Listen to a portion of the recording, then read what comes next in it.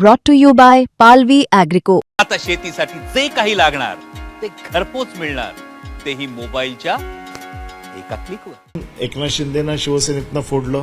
आपण बघताय हळूहळू बाळासाहेबांचे फोटो छोटे होत चाललेत आणि एकनाथ शिंदेना मोठं करायचं, बाळासाहेबांना छोटं करायचं आणि हळूहळू ठाकरे हे नाव पुसून टाकायचं. परंतु मराठी माणसाला ठाकरे या आडनावाची प्रचंड माया आहे. इतके दिवस या परिवारावरच त्यांचं सगळं दुकान अवलंबून होतं. आज त्यांना असं वाटतंय. मग बाळासाहेब ठाकरे गेल्याच्या नंतर 2014ला सरकार चालवण्यासाठी उद्धव ठाकरेंचा का पाठिंबा घेतला?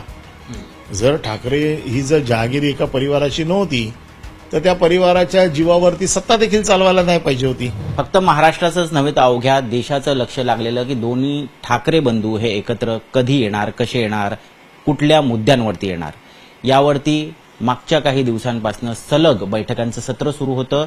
दोन्ही पक्षाचे प्रमुख नेते याच्या वाटाघाटी करत होत्या. अखेर आता यावरती शिक्कामोर्तब झालेला आहे आणि ह्या सगळ्या घडामोडींमध्ये अतिशय महत्वाची भूमिका बजावणारे, खरं तर युतीचे शिल्पकार म्हटलं तर चुकीचं ठरू नये असे उद्धव ठाकरे यांच्या शिवसेनेचे शिलेदार, आमदार आणि नेते अनिल परब आपल्यासोबत आहेत. अनिल परबजी, स्वागत आहे तुमचं मुंबई तकमध्ये. नमस्कार. रात्री झोप झालेली दिसत नाहीये, कारण रात्रीच्याच बैठका तुमच्या सतत सुरू आहेत आणि अशा आणखीन किती रात्री तुम्हाला जागून काढाव्या लागणार? रात्रही नेहमी वैरायची असते आणि अशा वेळेला निवडणुकांच्या वेळेला फार जागता पहारा ठेवावा लागता. मी एक सैनिक आहे, त्याच्यामुळे मी नेहमी जागता पहारा ठेवण्याच्या भूमिकेत असतो आणि मला असं वाटतं की या निवडणुकीच्या कालावधीमध्ये दिवस काय रात्र काय या सगळ्या एकसारख्याच असतात. त्यामुळे निवडणुकीचं काम संपत नाही तोपर्यंत दिवस रात्र एक करणं, जी म्हण आहे आपल्याकडे की मी दिवस रात्र एक केलं, तशा प्रकारचं कार्यकर्त्याचं काम असतं. मी अजूनही कार्यकर्ता आहे पक्षाचा. निश्चित. रात्रीचा दिवस तर तुम्ही करताय, परंतु तिथे दुसऱ्या बाजूला महायुती सुद्धा रात्रीचा दिवस करते, रक्ताचं पाणी करताना दिसते. हे ह्याच्यासाठी कारण आम्ही नगरपरिषद, नगरपंचायतीच्या निवडणुका बघितल्या. 50-50 सभा घेतात मुख्यमंत्री, उपमुख्यमंत्री आणि विरोधक कुठेच दिसत नाहीयेत.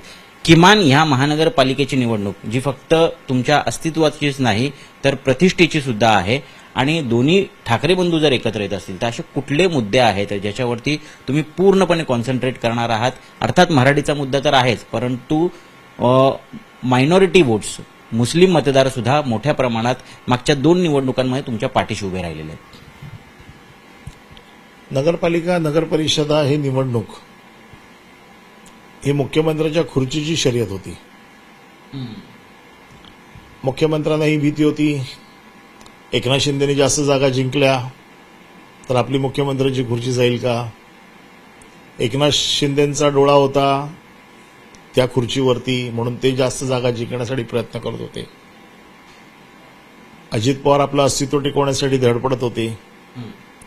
माझ्या ज्या काय एकंदर राजकीय कारकिर्दीमध्ये नगरपालिका, नगरपंचायती, ग्रामपंचायती या नेहमी आम्ही गावकीच्या आणि भावकीच्या निवडणुका समजून त्या स्थानिक कार्यकर्त्यावरती त्या सोडत होतो. मी म्हटलं ना, आमच्यासाठी ही निवडणूक नेहमी स्थानिक पातळीची निवडणूक असते, गावकीची आणि भावकीची. परंतु आता महायुतीमध्ये एवढी स्पर्धा चालली आहे त्या मुख्यमंत्री पदाच्या खुर्चीसाठी, त्यामुळे ते एकमेकाची खुर्ची खेचण्याच्या नादामध्ये, अन्यथा मुख्यमंत्र्यांना एवढ्या सभा घ्यायची गरज नाही, उपमुख्यमंत्र्यांना एवढ्या सभा घ्यायची गरज नाही. आजपर्यंत कधी एवढ्या सभा घेतलेल्या मी तरी बघितल्या नाहीत. ही निवडणूक ही पक्षाच्या अस्तित्वात नव्हती, तर मुख्यमंत्री पदाच्या खुर्चीसाठीची निवडणूक होती. तुम्ही असं म्हणत असलं तरी एक गोष्ट मात्र खरी आहे, विजय तर महायुतीचाच होतोय. इतक्या मोठ्या प्रमाणात 75% पेक्षा जास्त त्यांचे उमेदवार निवडून आलेले आहेत. आता याला काउंटर करण्यासाठी महापालिकेत तुमचा काय प्लॅन आहे? 2 ठाकरे बंधू एकत्र येतात, ठीक आहे, पण पुढे काय? म्हणूनच म्हटलं की महानगरपालिका शिवसेना आतापर्यंत लढत होती आणि जिंकत देखील होती. आता महानगरपालिका येते, आता आम्ही लढतोय, ताकदीने लढतोय. मुंबई महानगरपालिका 25 वर्ष शिवसेनेच्या ताब्यात आहे. भारतीय जनता पक्षाला एक गोष्ट माहिती आहे की एकट्या शिवसेनेला आपण हरवू शकत नाही, म्हणून शिवसेना फोडण्याचं काम केलं. आता ही दुभंगलेल्या शिवसेनेला हरवण्याचा प्रयत्न करतायत. आणि म्हणून जिथे सरळ विजय मिळत नाही तिथे असा गैरमार्गाने विजय मिळवण्याचं काम हे भारतीय जनता पक्ष नेहमीच करत असतं. आणि माझं असं मत आहे की आज ज्यांना ते वापरतायत त्यांना ते वापरून फेकून देणार, परंतु कसंही करून सगळ्या सत्ता आम्हालाच मिळाल्या पाहिजेत. हा जो काही भस्म्या झालाय त्याला उत्तर देणारी ही निवडणूक आहे. मुंबई महानगरपालिका किंवा महाराष्ट्रातल्या महानगरपालिका या मराठी मनाच्या आणि मराठी जनाच्या आहेत. अस्तित्वाचा प्रश्न आहे, अस्मितेचा प्रश्न आहे. भारतीय जनता पक्षाचा एक छुपा अजेंडा आहे की ठाकरे हे आडनावच महाराष्ट्राच्या राजकारणातनं गायब करून टाकायचं. म्हणून एकनाथ शिंदेना शिवसेनेतनं फोडलं. आपण बघताय हळूहळू बाळासाहेबांचे फोटो छोटे होत चाललेत आणि एकनाथ शिंदेना मोठं करायचं, बाळासाहेबांना छोटं करायचं आणि हळूहळू ठाकरे हे नाव पुसून टाकायचं. परंतु मराठी माणसाला ठाकरे या आडनावाची प्रचंड माया आहे आणि त्यामुळे हे दोन्ही भाऊ एकत्र आले यावे ही महाराष्ट्राच्या मराठी माणसाची इच्छा होती आणि ते एकत्र आल्याच्या नंतरची ही पहिली निवडणूक आहे. मुख्यमंत्री तर म्हणतात की आम्हाला फक्त बाळासाहेब ठाकरे हा एकच ब्रँड माहिती होता आणि त्याचबरोबर त्यांनी बॅनर सुद्धा लावले आहेत की मुंबई महानगरपालिका ही कुठल्या एका परिवाराची जहागीर नाहीये म्हणून. इतके दिवस या परिवारावरच त्यांचं सगळं दुकान अवलंबून होतं. आज त्यांना असं वाटतंय. मग बाळासाहेब ठाकरे गेल्याच्या नंतर 2014ला सरकार चालवण्यासाठी उद्धव ठाकरेंचा का पाठिंबा घेतला? जर ठाकरे ही जर जहागिरी एका परिवाराची नव्हती तर त्या परिवाराच्या जीवावरती सत्ता देखील चालवायला नाही पाहिजे होती. म्हणजे त्यांच्या सोयीप्रमाणे राजकारण चालत नाही. मी तेच म्हटलं की त्यांना कसंही करून उद्धव साहेबांना हरवून महाराष्ट्रामधून ठाकरे हे नाव बाजूला काढायचंय. किती जागांवरती लढणार? फॉर्म्युला काय ठरलाय तुमचा आणि मनसे? हा फॉर्म्युला आमचं जवळपास सगळं संपलेलं आहे, यशस्वीरित्या संपलेलं आहे. परंतु ज्याला अखेरचा हात फिरवणं ज्याला म्हणतात ते अजून बाकी आहे. त्यामुळे आज काही कुठल्याही फॉर्म्युल्याच्या बाबतीत चर्चा होऊ शकत नाही. उद्या शक्यतो राऊत साहेबांनी आता जाहीर केलं की उद्याही पत्रकार परिषद होईल. या पत्रकार परिषदेमध्ये आपल्याला सगळी माहिती मिळेल आणि युतीची घोषणा होईल. किती सभा घेतील दोन्ही ठाकरे बंधू एकत्र साधारण? आता हे युतीची घोषणा झाल्याच्या नंतर या सगळ्या गोष्टी ठरतील. एकनाथ शिंदे तुमच्या समोरचं खरं आव्हान तुम्ही मांडता की भाजप? आमच्या समोरचं महायुती हे आव्हान आहे. मग कोणी येऊ आणि नेहमी लढाईमध्ये जो समोर असतो त्याचं आव्हान असतं. पण ते तर तुम्हाला एकनाथ शिंदेच्या उमेदवाराच्या विरोधातच लढवण्याचा प्रयत्न करताय. कोण येईल तो. मागच्या वेळेला आम्ही बीजेपीच्या समोर होते, बीजेपीला हरवलं. यावेळेला शिंदेच्या समोर आले तर त्यांना हरवू. कोणी जो माणूस आमच्या समोर वॉर्डमध्ये ही बघा लढाई आहे. लढाईमध्ये शत्रू कोण आहे? नाही, शत्रू आहे ना, मला त्याच्याशी लढायचं.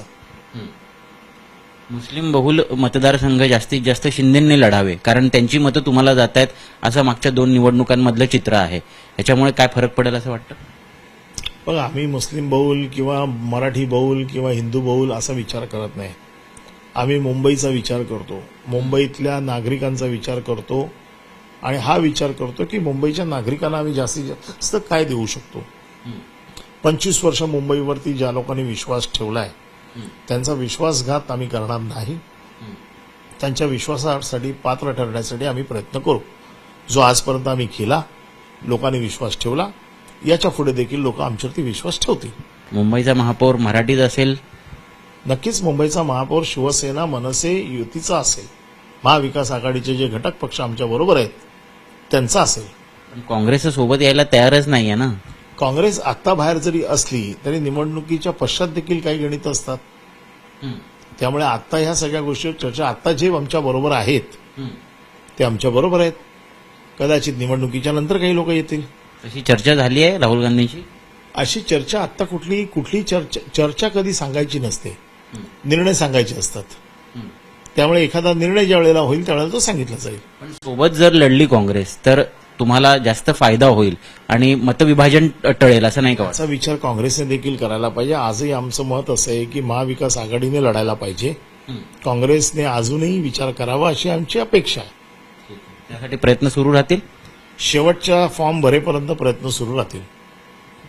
खूप खूप धन्यवाद. तुम्ही अगदी मनमोकळेपणाने सांगितलं आणि कशा पद्धतीनं आता ही युती पुढे जाणार आहे यावरती सुद्धा आपलं लक्ष असणार आहे.